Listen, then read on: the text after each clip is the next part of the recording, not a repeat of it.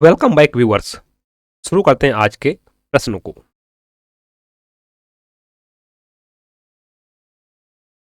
पहला प्रश्न है, कौन से भारतीय राज्य की अधिकतम सीमा म्यांमार से स्पर्श करती है? ऑप्शंस हैं मणिपुर, अरुणाचल प्रदेश, मिजोरम, नागालैंड। सही ऑप्शन है ऑप्शन बी, अरुणाचल प्रदेश।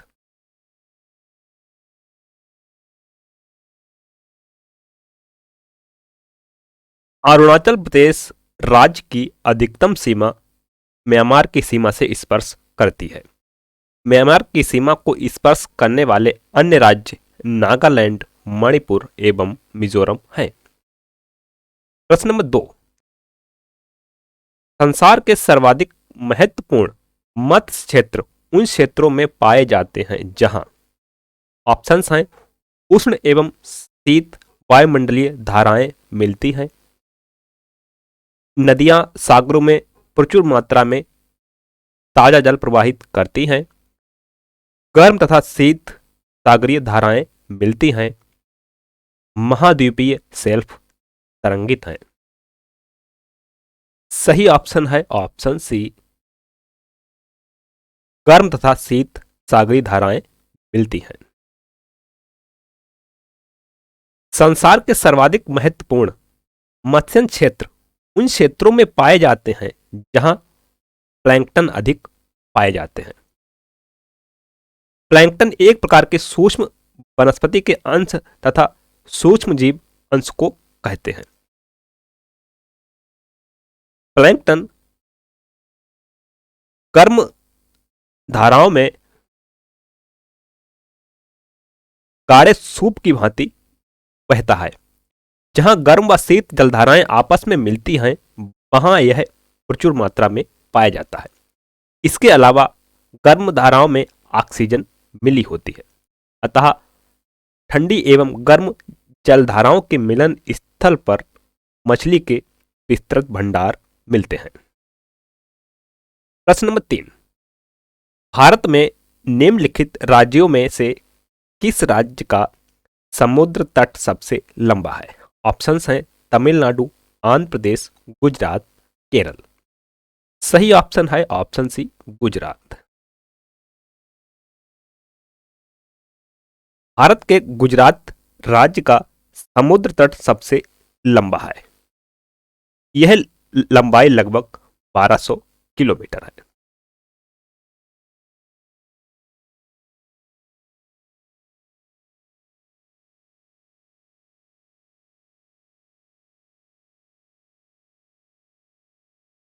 प्रश्न नंबर 4, निम्न में से कौन सा भारत में निर्वनीकरण डिफॉरेस्टेशन का प्रभाव नहीं है? ऑप्शंस हैं हिमालय में जल स्रोतों का सूखना, जैव विविधता की हानि, नगरीयकरण, मृदा अपरदन। जो नहीं है वह है नगरीयकरण, बाकी सारे कारण हैं डिफॉरेस्टेशन के। नगरीयकरण भारत में निर्वनीकरण का प्रभाव नहीं है। भारत में निर्वनीकरण काफी तीव्र गति से हो रहा है। तीव्र गति से हो रहे निर्वनीकरण के कारण ही हिमालय में जल स्रोत सूख रहे हैं। इससे जैव विविधता की हानि होती है एवं मृदा अपरदन होता है। राष्ट्रीय वन नीति के अनुसार भारत के कुल क्षेत्र के 1/3 भाग में वन होना चाहिए, लेकिन अभी वर्तमान में भारत में 24.62% भाग पर वन है। प्रश्न नंबर 5, भारतीय वन्य जीव संस्थान wild life institute of India स्थित है नई दिल्ली में, शिमला में, देहरादून में, भोपाल में। सही ऑप्शन है ऑप्शन सी, देहरादून में। भारतीय वन्य जीव संस्थान उत्तराखंड की राजधानी देहरादून में स्थित है। प्रश्न नंबर 6, निम्न में से कौन सी नदी का स्रोत हिमनदों में नहीं है? यमुना, अलकनंदा, कोसी, मंदाकिनी। यमुना का भी है, अलकनंदा का भी है, मंदाकिनी का भी है। कोसी का स्रोत हिमनदों में नहीं है।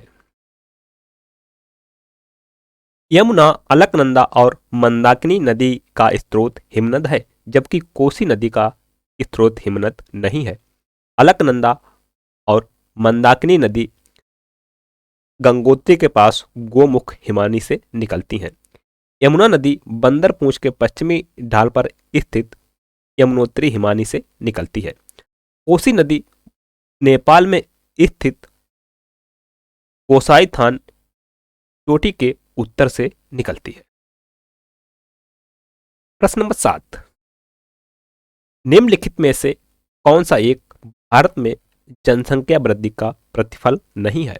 ऑप्शंस हैं बाढ़ों में वृद्धि, प्रदूषण में वृद्धि, कृषि योग्य भूमि में कमी, वन्य जीवों में अभिवृद्धि। जो नहीं है वह है वन्य जीवों में अभिवृद्धि। बाकी सारे परिणाम जनसंख्या वृद्धि के हैं।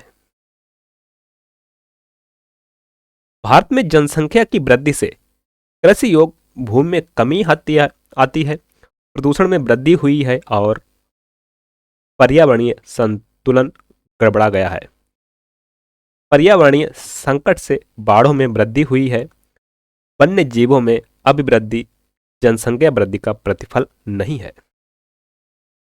प्रश्न नंबर 8, भारत में निम्न में से किस भाग में खनिज संसाधनों के सबसे बड़े भंडार हैं?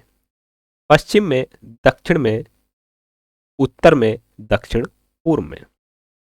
सही ऑप्शन है ऑप्शन डी, दक्षिण पूर्व में। प्रश्न नंबर 9, नागार्जुन सागर बांध स्थित है तमिलनाडु में, आंध्र प्रदेश में, कर्नाटक में, उड़ीसा में। सही ऑप्शन है ऑप्शन बी, आंध्र प्रदेश में। नागार्जुन सागर परियोजना आंध्र प्रदेश में स्थित है। यह परियोजना कृष्णा नदी पर बनाई गई है। इसका मुख्य उद्देश्य शक्ति का उत्पादन एवं सिंचाई की व्यवस्था करना है। प्रश्न नंबर 10, भारत के अधिकांश वन्य जीव संरक्षित क्षेत्र घिरे हुए हैं। घने जंगलों से, नदियों और झीलों से, मानवीय बस्तियों से, पर्वतों और पहाड़ियों से। सही ऑप्शन है ऑप्शन ए, घने जंगलों से। भारत के अधिकांश वन्यजीव संरक्षित क्षेत्र घने जंगलों से घिरे हुए हैं। प्रश्न नंबर 11, निम्न में से कौन सी नदी बंगाल की खाड़ी में नहीं गिरती है? ऑप्शंस हैं महानदी, कृष्णा, ताप्ती, गोदावरी। ताप्ती नदी बंगाल की खाड़ी में नहीं गिरती है, ऑप्शन सी। महानदी, कृष्णा और गोदावरी नदी बंगाल की खाड़ी में गिरती हैं, जबकि ताप्ती नदी अरब सागर में गिरती है। नेक्स्ट क्वेश्चन, भारत में ग्रीष्मकालीन मानसून के प्रवाह की सामान्य दिशा है। ऑप्शंस हैं दक्षिण से उत्तर, दक्षिण पश्चिम से दक्षिण पूर्व, दक्षिण पूर्व से दक्षिण पश्चिम, दक्षिण पश्चिम से उत्तर पूर्व। सही ऑप्शन है दक्षिण पश्चिम से उत्तर पूर्व, ऑप्शन डी। भारत में ग्रीष्मकालीन मानसून के प्रवाह की सामान्य दिशा दक्षिण पश्चिम से उत्तर पूर्व की ओर है।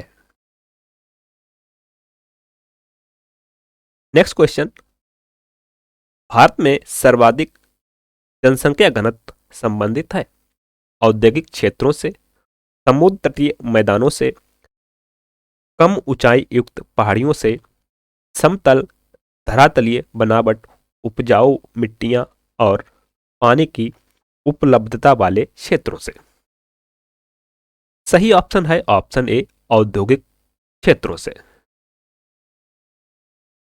भारत में सर्वाधिक जनसंख्या घनत्व औद्योगिक क्षेत्रों में है।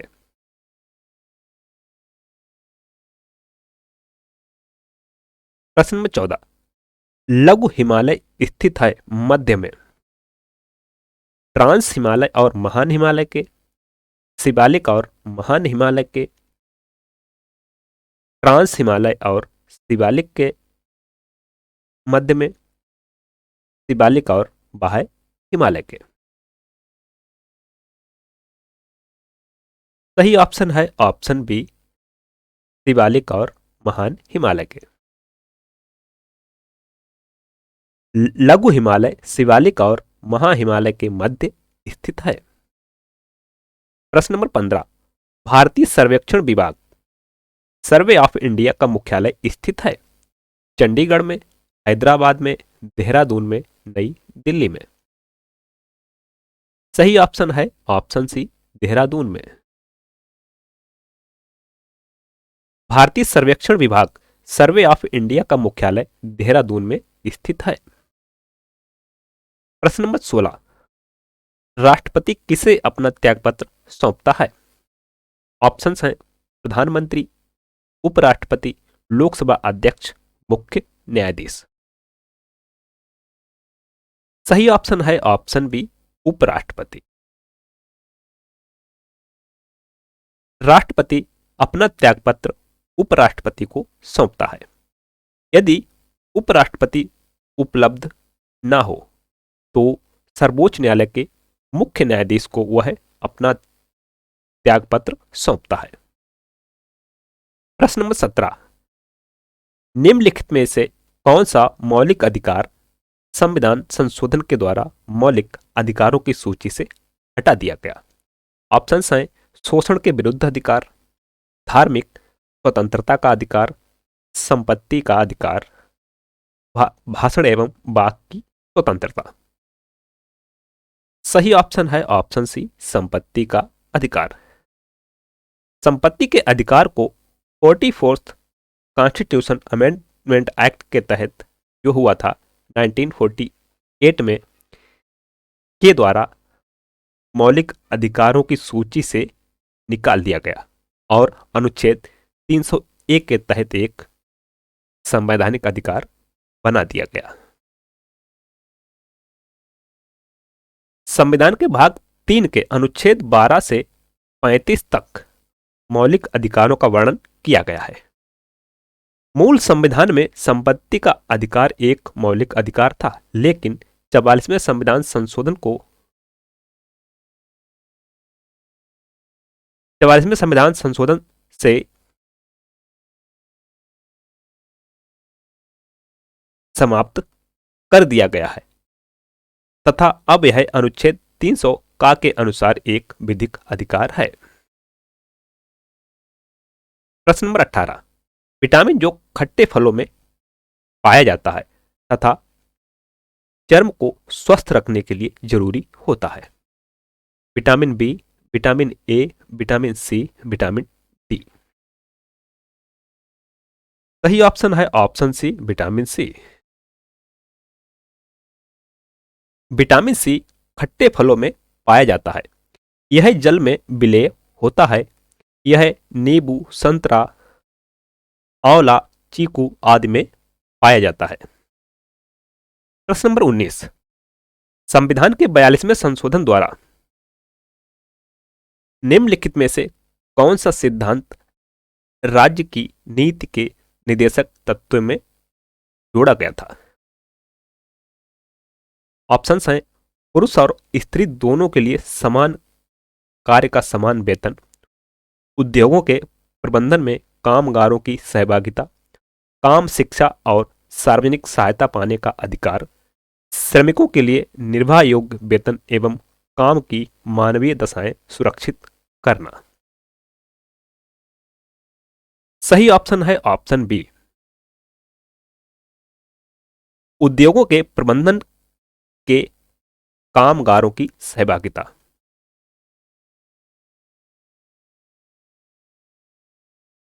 संविधान के 42वें संशोधन 1976 द्वारा राज्य के नीति निर्धारक तत्वों में उद्योगों के प्रबंधन में कामगारों की सहभागिता अनुच्छेद 43A, पिछड़े वर्ग को समान एवं निःशुल्क न्यायिक सहायता अनुच्छेद 39A एवं वन और वन्य प्राणी की सुरक्षा एवं पर्यावरण के संरक्षण हेतु कार्य अनुच्छेद 48A सिद्धांत को जोड़ा गया। प्रश्न नंबर 20, इस वर्ष जुलाई में अर्थात 2024 में यूनेस्को विश्व धरोहर समिति की अध्यक्षता कौन सा देश करेगा? ऑप्शंस हैं जापान, बांग्लादेश, नेपाल, भारत। सही ऑप्शन है ऑप्शन ए, भारत। भारत पहली बार 21 से 31 जुलाई 2024 तक नई दिल्ली में यूनेस्को की विश्व धरोहर समिति की अध्यक्षता और मेजबानी करेगा। प्रश्न नंबर 21, प्रायद्वीपीय नदियों के संबंध में निम्नलिखित कथनों पर विचार कीजिए। नंबर 1, प्रायद्वीपीय नदियां हिमालयी नदियों की अपेक्षा अधिक नवीन हैं क्योंकि ये अभी युवावस्था के लक्षण प्रदर्शित करती हैं। दूसरा कहता है प्रायद्वीपीय भारत की सभी नदियां पूर्व की ओर बहती हुई बंगाल की खाड़ी में गिरती हैं।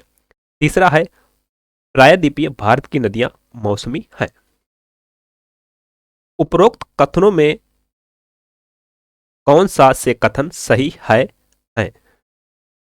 केवल एक और दो, केवल तीन, इनमें से कोई नहीं। अब पहला कह रहा है कि प्रायद्वीपीय नदियां हिमालयी नदियों की अपेक्षा अधिक नवीन हैं। ये तो है गलत, क्योंकि प्रायद्वीपीय नदियां पुरानी अपनी प्रौढ़ावस्था में है। दूसरा कहता है कि प्रायद्वीपीय भारत की सभी नदियां, यहां से पकड़ में आता है प्रायद्वीपीय भारत की सभी नदियां पूर्व की ओर बहती हुई बंगाल की खाड़ी में गिरती हैं। तो यह तो दोनों गलत हो गए। तीसरा है प्रायद्वीपीय भारत की नदियां मौसमी है। यहां पर केवल तीन ही सही है, ऑप्शन सी। प्रायद्वीपीय नदियां चौड़ी, लगभग संतुलित एवं उथली घाटियों से होकर बहती हैं। ये नदियां हिमालय की तुलना में अधिक पुरानी हैं एवं प्राय प्रौढ़ावस्था को प्राप्त कर चुकी हैं। प्रायद्वीपीय क्षेत्र की अधिकांश नदियां पूर्व की ओर बहती हैं, लेकिन नर्मदा, ताप्ती आदि कुछ नदियां पश्चिम की ओर बहकर अरब सागर में गिरती हैं। प्रायद्वीपीय भारत की नदियां मौसमी नदियां हैं क्योंकि ये नदियां मानसूनी वर्षा पर निर्भर हैं। प्रश्न नंबर 22, निम्नलिखित कथनों पर विचार कीजिए। पहला कथन है शुष्क कृषि वाले क्षेत्र देश के वैसे क्षेत्र हैं जहां वार्षिक वर्षा 75 सेंटीमीटर से कम पाई जाती है। दूसरा है शुष्क कृषि क्षेत्र का सर्वाधिक विस्तार गुजरात में है। तीसरा, शुष्क कृषि क्षेत्र में मुख्यतः मोटे अनाजों का उत्पादन किया जाता है।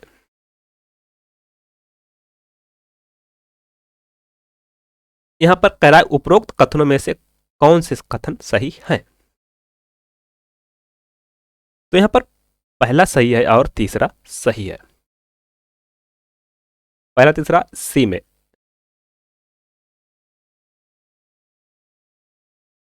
प्रश्न नंबर 23, निम्नलिखित में से कौन सा कथन सही नहीं है? नहीं है।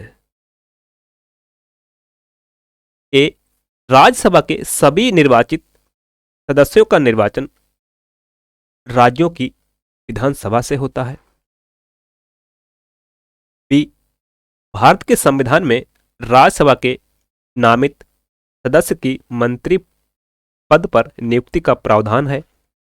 सी, उपराष्ट्रपति राज्यसभा का पदेन सभापति होता है, अतः उसका राज्यसभा का सदस्य होना आवश्यक है। डी, राज्यसभा के प्रत्याशी के लिए यह आवश्यक नहीं है कि वह उसी राज्य का होना चाहिए जहां से वह प्रत्याशी बन रहा है। यहां पर सही नहीं है पूछा है, वह है ऑप्शन सी। राज्यसभा का पदेन सभापति होता है, यहां तक तो सही है। अतः उसका राज्यसभा का सदस्य होना आवश्यक है, ऐसा नहीं है। यह कथन है गलत। उपराष्ट्रपति निर्वाचित होने के लिए पात्र उम्मीदवार के लिए आवश्यक अर्हता है कि वह भारत का नागरिक हो, 35 वर्ष की आयु पूरी कर चुका हो और राज्यसभा का सदस्य निर्वाचित होने के लिए अर्हित हो। यद्यपि उपराष्ट्रपति राज्यसभा का पदेन सभापति होता है, परंतु वह राज्यसभा का सदस्य नहीं होता है। वर्ष 2003 के पूर्व राज्यसभा के प्रत्याशी के लिए उसे उसी राज्य में होना आवश्यक था जहां से वह प्रत्याशी है। प्रश्न नंबर 24, निम्नलिखित कथनों पर विचार कीजिए।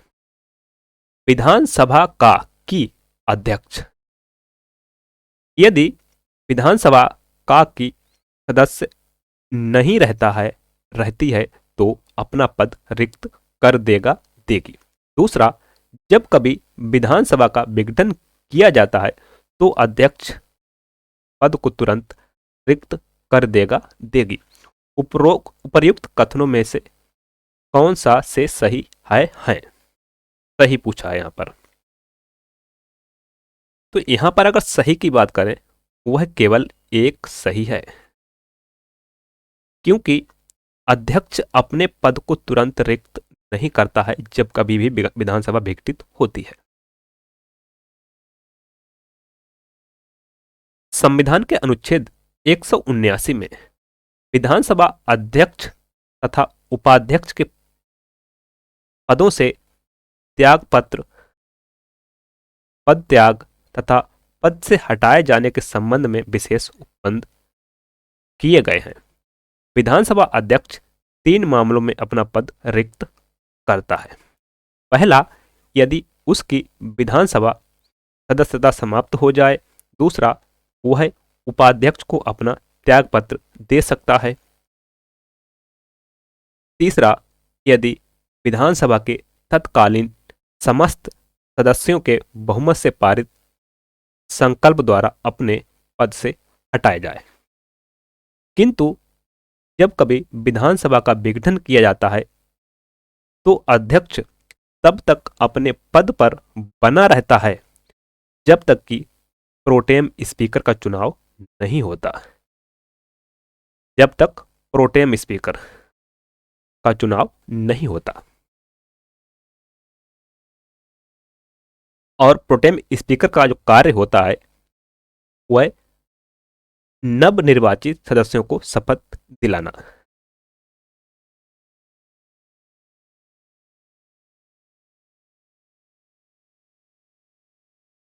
प्रश्न नंबर 25, दक्षिण पश्चिम मानसून भारत में आता है। पहला, पंजाब के मैदानी क्षेत्र में निम्न दाब के कारण। दूसरा, भारत के दक्षिण में स्थित क्षेत्रों में उच्च दाब के कारण। तीसरा, विषुवतीय निम्न दाब की पेटी के उत्तरायण के कारण। चौथा, पश्चिमी विक्षोभ के कारण। उपरोक्त कथनों में से कौन से कथन सही हैं? ए 1 और 4, बी 1 और 2, सी 1 और 3, डी 2 और 4।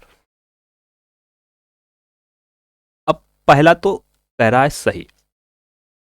पंजाब के उत्तरी मैदानी क्षेत्र में निम्न दाब के कारण। भारत के दक्षिण क्षेत्रों में उच्च दाब के कारण, यहां पर एक तो सही नहीं है। तीसरा, विषुवतीय निम्न दाब की पेटी के उत्तरायण के कारण, यहां पर तीसरा भी सही है। पश्चिमी विक्षोभ के कारण, ये भी गलत है। तो यहां पर सही है सी 1 और 3।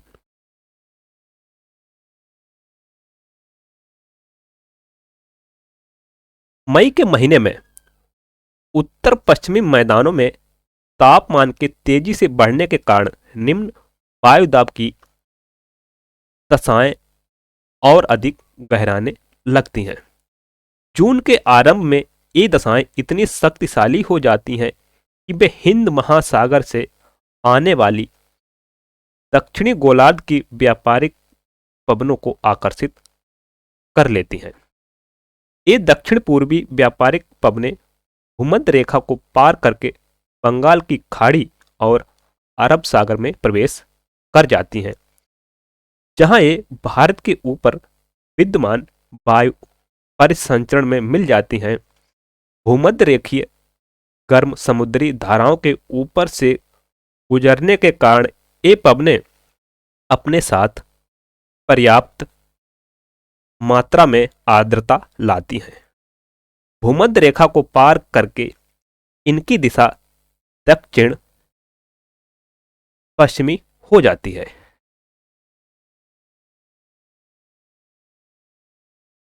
इसी कारण इन्हें दक्षिण पश्चिमी मानसून कहा जाता है। Thanks for watching. मिलते हैं नेक्स्ट वीडियो में नए प्रश्नों के साथ। तब तक के लिए नमस्कार, जय हिंद।